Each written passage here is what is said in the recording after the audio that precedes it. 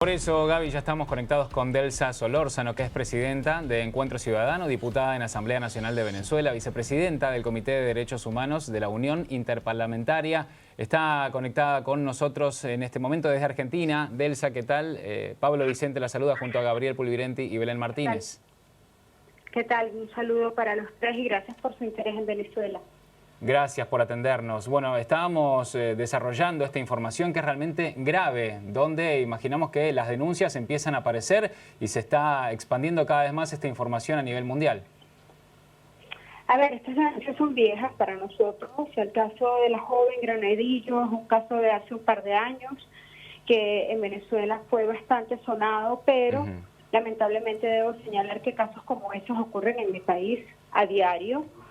Por ejemplo, en el entorno del presidente Guaidó ocurren con muchísima frecuencia. Hace pocos días, por ejemplo, vimos cómo para tratar de detener a uno de los asistentes del presidente, se llevaron detenida a su joven novia, una muchacha de 22 años, fue torturada, vejada, cometieron actos lascivos en su contra, amenazaron con detener a su padre, a su pequeño sobrino de 1 añito.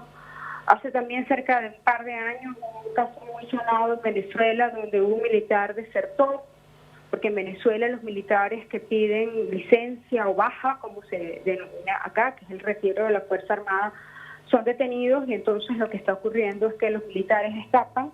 Entonces, pues bueno, para saber dónde estaba él, se llevaron preso a su hijo de 4 añitos y estuvo secuestrado más de un mes. Hasta que gracias a la presión internacional que pudimos ejercer, nos devolvieron al bebé, Ángel se llama, ese niñito. Entonces, las desapariciones forzadas en nuestra nación son constantes. El caso de Gilbert Caro, para nosotros aún desde el mes de diciembre pasado, sigue en condición de desaparición forzada porque ni su familia ni sus abogados han podido tener conocimiento oficial, digamos, de dónde se encuentra el parlamentario. Mientras no haya información oficial, por más que sí la tenemos extraoficialmente, para nosotros aún se encuentra en condición de desaparición forzada. Delsa, en estos casos vemos que hay como que hay un criterio de selectividad. La mayoría son personajes públicos que se busca amedrentarlos, callarlos o incluso sacarlos de la escena pública para que la gente, o sea, no sucede, pero se olvide, entre comillas, de ese personaje. Pero también hay ciudadanos comunes, anónimos. ¿Cuál es el motivo? ¿Cuál es el criterio para, en este caso, forzar la desaparición de una persona?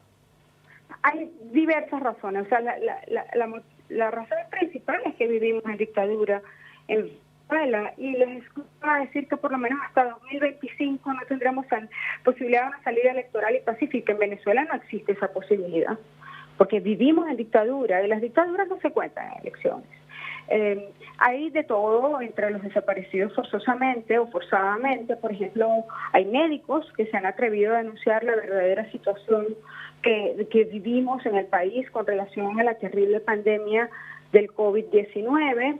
Hay enfermeros, personal de la salud, hay personas que se han atrevido a colocar en su estado de WhatsApp una nota contra el régimen y ellos, si tienen a alguien que probablemente es oficialista o lo que sea, lo comunica a lo que acá se llama Consejo Comunal y esas personas están detenidas. Hay personas que se han atrevido a protestar porque en Venezuela pasamos muchísimos meses sin tener agua o sin tener luz, entonces si usted protesta, durante el día puede ser que no lo detenga, pero apenas cae la noche, llegan funcionarios uniformados a su residencia y se lo llevan. Y lo desaparecen por horas, por días e incluso hasta por meses. Hay un caso de un buzo venezolano, de Hugo. Hugo está desaparecido hace cerca de 1 año. Nadie sabe dónde está. Entonces, esa es la cotidianidad en mi país. Hoy vemos este informe reciente, pero esto ya es un hecho que había sido denunciado ante distintas instancias internacionales, que incluso la señora Michelle Bachelet en sus informes sobre Venezuela lo ha señalado y condenado de manera constante, pero ello no cesa. En Venezuela hay desapariciones forzadas a diario y no solamente de dirigentes políticos o de personas conocidas, sino de cualquier ciudadano que se atreva a levantar la voz en contra de la opresión. Delsa, recién nos contabas que es algo de público conocimiento allí en Venezuela, pero una vez que salió este informe ya pasó las fronteras y todos nos estamos enterando de lo que está sucediendo. ¿Qué crees que puede llegar a suceder en los próximos días? ¿Va a seguir habiendo detenciones? ¿Van a tomar otro tipo de medidas? ¿Qué va a pasar? ¿Qué crees que va a pasar? Va a pasar que en este momento probablemente estén desapareciendo a alguien. Al régimen eso no le importa. Y aunque sea de público conocimiento internacional, no van a actuar de otra manera, van a seguir con esta misma situación. Sí, de hecho hace un par de días el señor Maduro, con una enorme palabrota, ha enviado a la porra a la Unión Europea y a toda la comunidad europea. A Maduro no le interesa la opinión del mundo. Bien, Delsa, ¿cómo te sentís vos ante esta situación? Sabemos que es realmente difícil hacer lo que estás haciendo, teniendo en cuenta las represalias que podés llegar a recibir. Bueno, yo soy parlamentaria y no tengo inmunidad porque el régimen me la quitó. Tengo órdenes de captura, prohibición de salida del país. En la puerta de mi casa constantemente funcionarios de las policías políticas que son diversas del régimen. La amenaza contra nosotros es constante, pero hay dos opciones: seguir levantando la voz o callar. Y si usted calla, es cómplice de la dictadura y yo no voy a callar.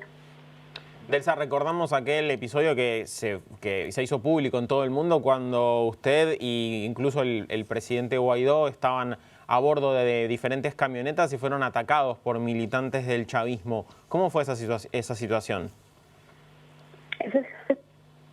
Yo he vivido situaciones duras a lo largo de estos años, mucho. De hecho, yo empecé la lucha contra Chávez siendo dirigente estudiantil. O sea, para nosotros eso no es nuevo. Sin embargo, ese fue uno de los días más duros que hemos vivido. Nos disparaban por todos lados hacia los carros donde íbamos, intentaron matarnos, intentaron voltear la camioneta.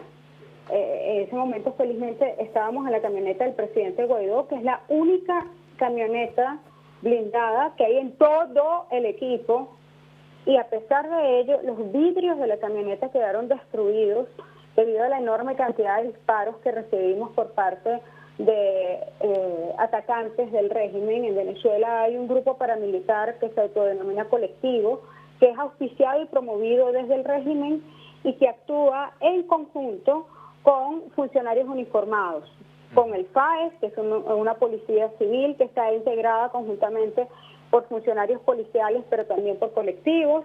Actúa en conjunto con la Guardia Nacional, que es uno de los componentes de la Fuerza Armada Nacional en Venezuela, es decir, actúa con los militares también y con otros cuerpos policiales o parapoliciales de Venezuela. La verdad es que intentaron matarnos, sin ningún tipo de miedo a la justicia, porque en Venezuela tampoco hay justicia. Y si nos asesinaban en ese momento, pues bueno, probablemente iba a haber unos contundentes comunicados del mundo, los cuales iban a ser simplemente un papel más, un documento más para nuestra historia, pero Maduro no iba a inmutarse frente a ello, porque eso es lo que ocurre todos los días en mi nación. Delsa, agradecemos tu tiempo y todo lo que nos estás contando y te mandamos mucha fuerza desde acá. Muchísimas gracias, un abrazo. Gracias a vos, Delsa.